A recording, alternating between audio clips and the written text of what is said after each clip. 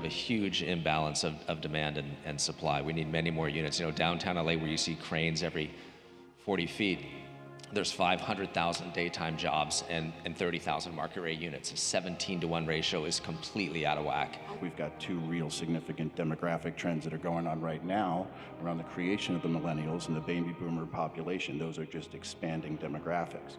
The question is, does that get overplayed? So I think on the downside, you have to look at the near-term supply and rent tensions there. And longer term, the question is whether or not you're buying something that's a mid-term phenomenon or a long-term phenomenon.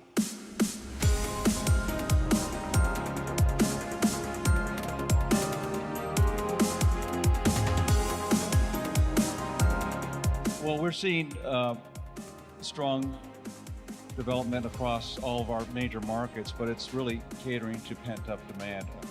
We're not expecting any real long-term growth, maybe some moderation in rental growth, but you know, any vacancy is going to be temporary, just as we have a lag of absorption. Absorption levels are extremely strong. The demographics are strong. A lot of the conversation that we're hearing in Washington is, how do we reinflate the single-family housing industry? So instead of having the conversation, well, we can have other economic sectors of our economy that can be contributing to that growth, there is already people in DC talking about how do we regain that home ownership focus, and I think that's maybe one of the political risks that I would throw out there.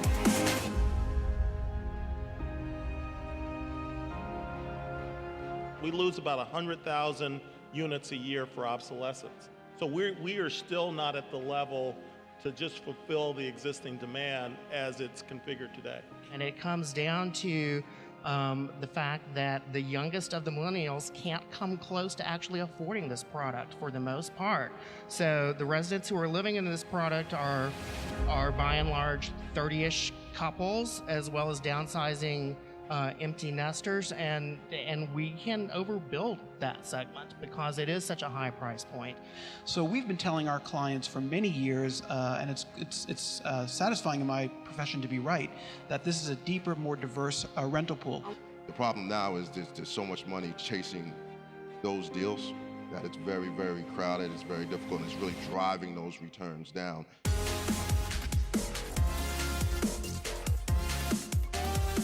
What we're seeing is some of those investors have converted to become developers, or they had a development arm that wasn't that active, but now they've been active probably in the last few years because they can basically get a higher yield by developing than buying existing.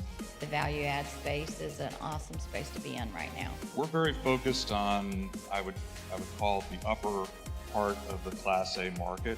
We feel like there's a real opportunity today with the new buildings that are being put on to really change the marketplace.